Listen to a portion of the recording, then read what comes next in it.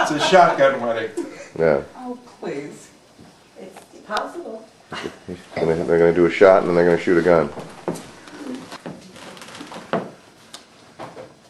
Right now, Oh. Do you want to sit or do I have to stand? You can sit if you'd like. Yeah. It's okay. Pat, could you pull my car around? By the way, I have a bad laugh, and I refuse to reform it. Oh, I don't think I think you have a great laugh. You can take the girl out of the hood, but you cannot take it. That's right. It's her dolphin laugh.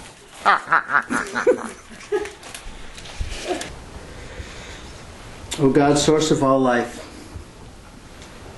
may your energy, your blessing, and your beauty bring your blessings to this bridegroom and this bride, who are here to feel really blessed by family and friends and community, by all of life, by all of your traditions, all the great spiritual essence in the world, and the divine power that somehow flows through all of us in this magical moment of 12 years of being together and now expressing your love as saying, let's marry each other.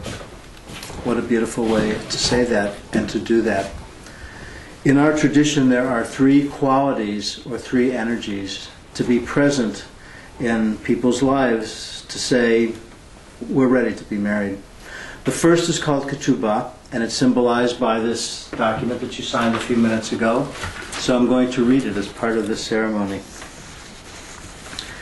Let our family, friends, and the world witness that on the 31st day of December in the year 2006, in the community of Los Angeles, the holy covenant of marriage was entered into between the bride, Angela Pickett, and the groom, Christopher Plain. Surrounded by family and friends, we affirm our commitment to each other as husband and wives. Our lives are now forever intertwined. We will celebrate all the passages of life together with joy and reverence.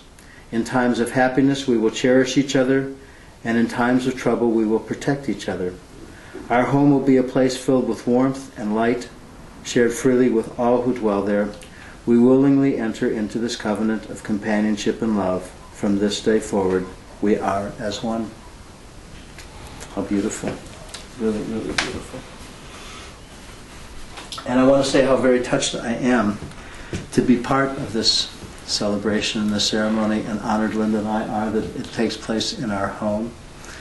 Right? As we have now celebrated about 6 months ago our 43rd wedding anniversary, moving to 44. Right? So the second expression, the second symbol, is called chuppah, and it means sacred dwelling place, and it's something that defines the fact that you guys are weaving the fabric of your life together. This particular fabric was woven by a woman, hand-painted silk. She was born and raised in Kurdistan, in a Jewish village in Kurdistan, and she and her whole family, and basically most of the village, moved to Israel. She was an extraordinary artist, and she had a project. She lived in Berkeley, California, and every summer she went back to Israel, and she went to a village, and she took Palestinian and Israeli kids to teach them how to do art projects cooperatively so that they would learn friendship and cross over the lines of so much hatred in Israel. And what it says, Kol sason v'kol simcha, kol chatan v'kol chala. The voice of joy and the voice of gladness, the voice of the bride and the voice of the groom. And it has, on this hand-painted silk, Christian, Muslim, and Jewish scenes of Jerusalem. So I'm going to wrap this around the two of you. You'll each hold a corner.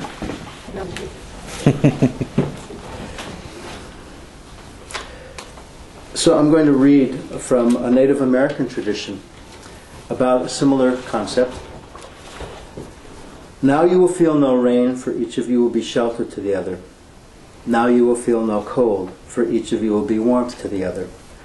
Now you will feel no loneliness, for each of you will be companionship to the other. Now you are two persons, but there is only one life between you. Go now to your dwelling place to enter into the days of your life together, and may your days be good and long upon this blessed earth.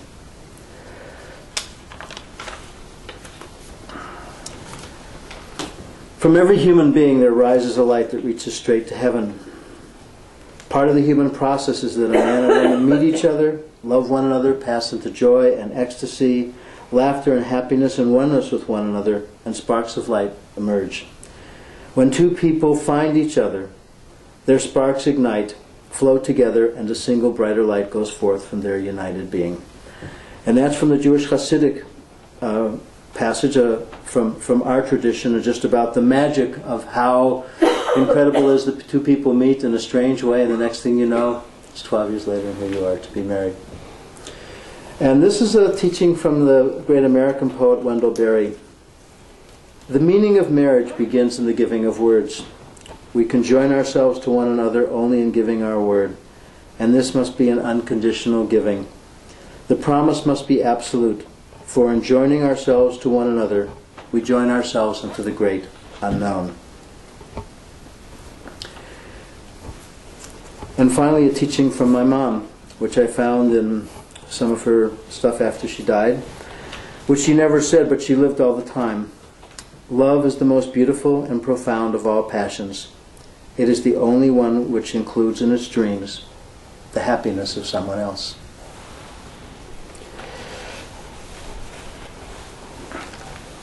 So now we come to the third quality. The third quality is the quality of what's called Kiddushin, and it means that quality which makes your love so sacred, so blessed, so wonderful, and it's expressed in drinking of wine. Wine is an expression of joy, of passion, of aliveness, and equality. And so may this represent the cup of your life. May it always be filled with the joy, passion, aliveness, and equality which you bring to your relationship, which your relationship holds and stores for you, and then which you transmit one to the other and back to yourself. May you be blessed in this way. Baruch atah Adonai Eloheinu melech haolam borei peri hagafen. Okay, take a sip, each of you.